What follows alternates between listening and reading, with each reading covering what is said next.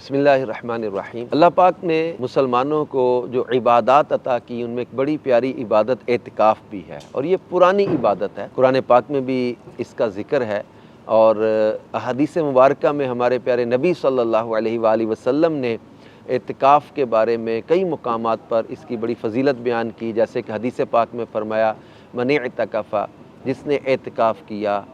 کان کحجتین و عمرتین، وہ ایسا ہے جیسے اس نے 2 حج اور 2 عمرے ادا کیے۔ ایک حدیث پاک کا مفہوم ہے، فرمایا جس نے ایمان اور اخلاص کے ساتھ اعتکاف کیا پھر لہ ما تقدم من ذنبہ، اس کے پچھلے جتنے بھی گناہ ہیں سب معاف کر دیے جاتے ہیں۔ تو یوں اعتکاف کی بڑی برکتیں اور فضیلتیں بیان کی گئی۔ حضرت خواجہ حسن بصری رحمۃ اللہ علیہ فرماتے تھے کہ اعتکاف کرنے والے کو روزانہ ایک حج کا ثواب عطا کیا جاتا ہے، اور بھی اس کی کئی فضیلتیں بیان کی گئی ہیں۔ لہٰذا یہ بہت بابرکت عبادت ہے جس کو رمضان کے آخری عشرے میں کرنا چاہیے، اور یہ سنت ہے پیارے آقا صلی اللہ علیہ وآلہ وسلم کی، اس لیے بھی اس کی سنت کی نیت سے بھی اجر ملے گا، اور ویسے مسجد میں ٹھہرنے کا ثواب ملے گا، اور جو اعتکاف کے فضائل بیان کیے گئے ہیں، 2 حج اور 2 عمرے کی طرح کا ثواب بھی عطا کیا جائے گا۔ تو یوں اعتکاف ایک بڑی بابرکت عبادت ہے۔ الحمدللہ دعوت اسلامی کے دینی ماحول میں اجتماعی اعتکاف کی بڑی اہمیت اور بڑے اہتمام سے اس کو کیا جاتا ہے۔ ملک اور بیرون ملک میں جو سینکڑوں مقامات پر اعتکاف ہو رہے ہیں، ان میں سیالکوٹ بھی شامل ہے، اور سیالکوٹ میں ہمارے 27 پلیسز ایسی ہیں، 27 مقامات ایسے ہیں جہاں پر اجتماعی اعتکاف کی ترکیب ہے۔ اور اس وقت ہم جہاں فیضان مدینہ جو دعوت اسلامی کا مدنی مرکز ہے سیالکوٹ کا، یہاں موجود ہے، یہاں 100+ جو ہیں الحمدللہ عاشقان رسول اعتکاف کی سعادت حاصل کر رہے ہیں۔ تو 100 سے زیادہ تو یہاں ہم نے آخری عشرے کے اعتکاف کے لیے اسلامی بھائی یہاں جمع ہوئے ہیں۔ اس کے ساتھ ساتھ یہاں پر الحمدللہ 1 ماہ کا اعتکاف بھی جاری ہے، اور پاکستان میں کئی مقامات پر 1 ماہ کا اعتکاف جاری ہے۔ 1 ماہ کا اعتکاف بھی ہمارے پیارے آقا صلی اللہ علیہ وسلم پورے ماہ رمضان کا اعتکاف بھی کیا ہے۔ ایک روایت میں پیارے آقا صلی اللہ علیہ وآلہ وسلم نے ارشاد فرمایا، میں نے رمضان کے پہلے 10 دن کا اعتکاف کیا لیلۃ القدر کی تلاش میں، پھر دوسرے 10 دن کا اعتکاف بھی کیا، پھر آپ نے فرمایا کہ مجھے بتایا گیا کہ آخری عشرے کی طاق راتوں میں لیلۃ القدر ہے۔ اس طرح کے مفہوم کی ایک حدیث ہے جس میں پیارے آقا صلی اللہ علیہ وآلہ وسلم کے پورا ماہ رمضان اعتکاف کرنے کا تذکرہ ہے۔ پھر آپ نے آخری 20 رمضان کو جو ہے نا، وہ آخری عشرے کے لیے صحابہ اکرام سے فرمایا تھا کہ تم میں سے جو چاہے میرے ساتھ پھر اعتکاف کر لے۔ تو اس طرح پیارے آقا صلی اللہ علیہ وسلم نے پورے ماہ رمضان کا اعتکاف بھی کیا، اور غنیۃ الطالبین اور دیگر کچھ کتابوں میں صحابہ کرام کے معمولات بیان کیے کہ شعبان کے مہینے میں یہ اپنے کاروباری معاملات کی کلوزنگ کرتے تھے، لین دین کے معاملات طے کرتے تھے، قرضے ادا کرتے تھے، جن کی ریکوری کرنی ہوتی تھی وہ مال کی ریکوریاں کرتے تھے، قیدیوں کو حد جاری جن کی کرنی حد جاری کی جاتی تھی، جن کو آزاد کرنا آزاد کیا جاتا تھا۔ یوں سارے معمولات سے فارغ ہو کے ماہ رمضان کا چاند نظر آتے ہی ان میں سے بعض اعتکاف میں بیٹھ جاتے تھے۔ تو پورے ماہ رمضان کا اعتکاف اس لیے ہم نے اس کو جو ہے وہ الحمدللہ اہتمام کے ساتھ مینج کیا ہے، اور اس کی برکتیں بھی نظر آتی ہیں۔ الحمدللہ لوگ آتے ہیں، عاشقان رسول اس کی برکتیں پاتے ہیں، پورا ماہ رمضان عبادت میں گزارتے ہیں، نیکیوں میں گزارتے ہیں۔ تو اس طرح یہ ہمارے پیارے آقا صلی اللہ علیہ وآلہ وسلم کے پیارے معمولات میں سے چونکہ یہ چیز بھی ملی، تو الحمدللہ اس کا بھی ہم نے اہتمام کیا۔ الحمدللہ جو پورے ماہ رمضان کا اعتکاف کرتے ہیں، ان کے معمولات، ان کی عادات، ان کے اخلاق، ان کے کردار میں ایک واضح جو ہے وہ تبدیلی نظر آتی ہے۔ الحمدللہ یہ آپ گزشتہ سالوں کے 2 سال تو ہے کووڈ کی وجہ سے نہیں ہو سکا، اس سے پہلے بڑے سالوں سے الحمدللہ پورے ماہ رمضان کا اعتکاف دعوت اسلامی کے مدنی مراکز میں کرایا جاتا ہے۔ اس سال بھی جو ہو رہا ہے، اب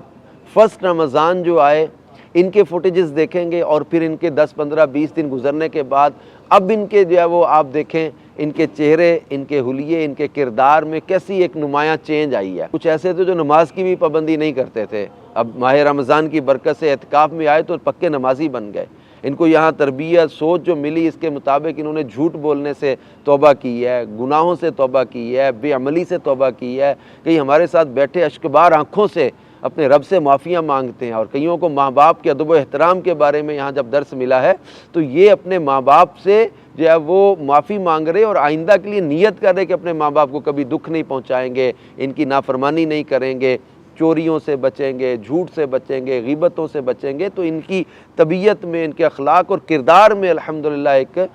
پازیٹیو چینج آ رہی ہے، اور ہمیں بھی اس میں موٹیویشن ملتی ہے اور ہم بھی انکریج ہوتے ہیں کہ الحمدللہ جو آنے والے ہیں ان کو علم کا شوق ملتا ہے، سنتوں پر عمل کا جذبہ ملتا ہے، سچی توبہ کرتے ہیں، اور جب اعتکاف سے باہر جاتے ہیں اپنے گھروں کو، اپنے علاقوں میں، تو وہاں الحمدللہ معاشرے کے ایک اچھے شہری بن کے اپنا جو ہے وہ ایک اچھا رول ادا کرتے ہیں معاشرے۔ یہاں اعتکاف کرنے والوں کو ایک اچھا ماحول فراہم کرنے کے لیے ہم نے اپنے مدنی مرکز فیضان مدینہ میں اس کے سحری افطاری کے انتظامات کیے ہیں، تاکہ ان کو سحری افطاری میں اچھا ہم کھانا فراہم کر سکیں۔ اللہ کی عبادت کے لیے اپنے گھروں سے آئے ہوئے لوگ ہیں، علم سیکھ رہے ہیں، برکتیں حاصل کر رہے ہیں، تو سحری افطاری کے انتظام کیے گئے ہیں۔ ان کے لیے ہم نے یہاں صفائی ستھرائی کا خاص اہتمام کیا تاکہ ایک اچھے صاف ستھرے ماحول میں یہاں یہ اعتکاف کی سعادت حاصل کر سکیں، اور جہاں جتنا میسر آیا کہ جس مسجد میں ایئر کنڈیشن لگا دیا جائے، گرمی زیادہ ہے تو یہ جب وہ پرسکون نیند کریں گے تو اچھی طرح سے عبادت کر پائیں گے۔ پھر ان کے لیے ڈاکٹر کا انتظام بھی کیا ہوا ہے، جو ڈاکٹر صاحب آتے ہیں ڈیلی کے، چھوٹا موٹا کسی کو کوئی پرابلم، تکلیف، درد یا بخار یا کوئی ایسا ہو تو اس کو جو ہے وہ ڈاکٹر صاحب الحمدللہ ان کو رات آتے ہیں تھوڑی دیر کنسلٹیشن کے لیے، اور پھر ان کو میڈیسن جس کو کسی کو ضرورت ہوتی ہے اس کو وہ بھی فراہم کرتے ہیں۔ اس کے ساتھ جو ان کی جو ہے وہ کہتے ہیں کہ ایک طبی اور ایک ان کی فزیکل پرسکون ماحول کے ساتھ ساتھ ایک اسپرچل جو ان کی ٹریننگ ہے، ایک روحانی جو ان کا ایک ماحول دینے کے لیے وہ ہم نے جو انتظامات کوشش کی ہے، ایک پورا ایک جدول بنا ہوا ہے، ان کا ٹائم ٹیبل بنا ہوا ہے، رات آرام سے لے کر تہجد، مناجات، سحری، فجر کے بعد قرآن پاک کی تفسیر سننے کا حلقہ، اوراد و وظائف پڑھنا، تلاوت قرآن، پھر دن میں سیکھنے سکھانے کے حلقے، علم دین، نماز کا طریقہ، وضو غسل کا طریقہ، سنت آداب، غسل میت کا طریقہ، جنازے کا طریقہ، اور بہت ساری ایسی اخلاقیات کی چیزیں جن کا سیکھنا ضروری ہے، اور یہ چیزیں علمی چیزیں، تربیت کا ایک ماحول ہے، معلمین یہاں پر ہم نے دیے ہوئے ہیں جو ان کو ٹریننگ دے رہے ہیں، علماء ہیں جو ان کو الحمدللہ عز و جل علم کی باتیں سکھا رہے ہیں، قرآن سکھا رہے ہیں، قرآن درست مخارج سے پڑھنا سکھانے کا انتظام کیا گیا ہے، نماز کا طریقہ سکھانے کا انتظام کیا گیا ہے، اور اس کے ساتھ ساتھ ان کو شوق علم ملے تاکہ یہ کتابوں کے ساتھ ان کی دوستی بڑھ جائے۔ تو یہ علم سیکھنے سکھانے کے حلقے بھی لگتے ہیں، مناجات کا سلسلہ ہوتا ہے، دعاؤں کا سلسلہ ہوتا ہے، تو ایک پورا نصاب اور پورا جدول بنا ہے جس کے مطابق یہ الحمدللہ عز و جل یہاں اپنا وقت سپینڈ کر رہے ہیں۔ ہم چاہ یہ رہے ہیں کہ یہ اعتکاف مسجد میں بیٹھنا، رکنا ہے مسجد میں اعتکاف شرعی طور پر، لیکن جب انہیں رکنا ہی ہے، مسجد میں بیٹھنا ہی ہے، تو پھر ایک پورے جدول کے مطابق ان کا وقت ہو تاکہ ان کو یہ نہ لگے کہ ہمارا وقت رک گیا ہے۔ معاذ اللہ کئی لوگوں کو ہم نے سنا یا پڑھا یا دیکھا تھا کہ یہ کئی لوگ جو ہمارے نوجوان کے اعتکاف بیٹھتے تو وقت کاٹنے کے لیے کوئی تاش کھیل رہا ہے، کوئی لوڈو کھیل رہا ہے، کوئی موبائل، اب جیسے اسمارٹ فون کا دور آیا ہے، تو کئی ایسے مطلب ہم نے حج کے سفر میں دیکھے ہیں، میدان عرفات میں ان کا وقت نہیں گزر رہا، یہ موبائل پہ گیم کھیلنے لگ جاتے ہیں۔ ہم نے اپنے نوجوانوں کو اس لیے اعتکاف میں یہاں اجتماعی جمع کیا کہ یہ یہاں پر علم سیکھیں، قرآن سیکھیں، وقت تو مسجد میں گزرنا ہے، اس کے لیے ان کو پورا ایک ماحول دیا ہے، پورا نصاب دیا ہے، ایک پورا ایک معلمین اور جو ہے وہ استادوں کا ایک پورا نظام دیا ہے تاکہ یہ زیادہ سے زیادہ علم دین حاصل کر سکیں۔ لیکن مختلف مساجد میں الحمدللہ اعتکاف تو ہو رہے ہیں، انڈیویجولی بھی ہو رہے ہیں، مساجد میں رونقیں ہیں، یہاں بھی 27 پلیسز میں نے عرض کیا جیسے سیالکوٹ میں ہمارے یہاں ہو رہے ہیں۔ تو یہ فیضان مدینہ میں دعوت اسلامی کے اجتماعی اعتکاف میں خصوصیت یہ ہے کہ یہ یہاں پر اعتکاف کی عبادت کو ہم زیادہ فروٹفل بنانے کے لیے، زیادہ اس کے فوائد حاصل کرنے کے لیے ان کو علم دین سیکھنے کے حلقوں میں ایک پورا جدول بنا کے وقت گزارتے ہیں۔ ان کو صلاۃ التوبہ بھی پڑھتے ہیں، یہ تاک راتوں میں صلاۃ التسبیح بھی پڑھ رہے ہیں، محفل نعت بھی ہو رہی ہے، اللہ کا ذکر بھی کر رہے ہیں، قرآن پڑھنا بھی سیکھ رہے ہیں، علم سیکھ رہے ہیں۔ کوئی حدیث پاک کا مطلب کہ علم کی مجلس میں حاضر ہونا، گھڑی بھر کے لیے بھی علم کی مجلس میں حاضر ہونا 1000 رکعت نفل پڑھنے سے افضل ہے، 1000 مریضوں کی عیادت سے افضل ہے، 1000 جنازے میں شرکت سے افضل ہے۔ پوچھا گیا یا رسول اللہ صلی اللہ علیہ وآلہ وسلم کیا قرآن پڑھنے سے بھی افضل ہے؟ فرمایا کیا قرآن پڑھنا بغیر علم کے مفید ہو سکتا ہے؟ یعنی یہاں آئے تو ہیں،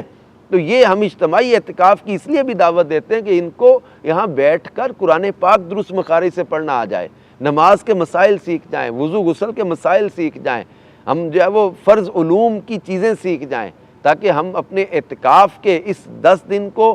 یا ایک ماہ کا جو اعتکاف کر رہے ہیں اس وقت کو زیادہ سے زیادہ علم دین کے کاموں میں صرف کر کے جب ہم اعتکاف سے اٹھ کر جائیں، اعتکاف کا ثواب تو مل ہی گیا جو مسجد میں آ گئے، آخری عشرہ ٹھہر گئے، لیکن جب اٹھ کے جائیں تو اعتکاف کی نیکیوں کے ساتھ ساتھ ہم بہت سارا فرض علم لے کر جائیں، نماز اپنی ٹھیک ہو جائے، قرآن پڑھنا درست ہو جائے۔ تو یہ چیزیں ہم اس لیے اجتماعی اعتکاف کی دعوت دیتے ہیں کہ وقت یہاں پر اجتماعی اعتکاف ہوتا ہے، اجتماعی دعائیں ہوتی ہیں، صلاۃ و تسبیح پڑھی جاتی ہے، نوافل پڑھے جاتے ہیں، دعائیں مانگی جاتی ہیں، قرآن پاک پڑھا جاتا ہے، مختلف جمع ہونے لوگ ہوتے ہیں، کسی کے آنسوؤں کے صدقے اپنا بیڑا پار ہو جائے، کئی لوگ رکت والے ہوتے ہیں، ان کی برکت سے ہمیں بھی سوز و گداز مل جائے۔ تو اجتماعی اعتکاف کی بہت ساری ہم نے برکتیں دیکھی ہیں، تو اس لیے ہم یہ ترغیب دلاتے ہیں کہ آپ انڈیویجولی بھی بیٹھیں، ثواب تو اپنی جگہ ہے، اس کا یہ انکار نہیں ہے، لیکن اب اجتماعی اعتکاف میں آئیں گے تو انشاءاللہ الکریم دعوت اسلامی کے ماحول کی برکت سے اس کو آپ زیادہ مفید پائیں گے، بجائے اس کے کہ آپ اکیلے کہیں بیٹھے ہوں، کیونکہ اس میں پھر انسان کو بعض اوقات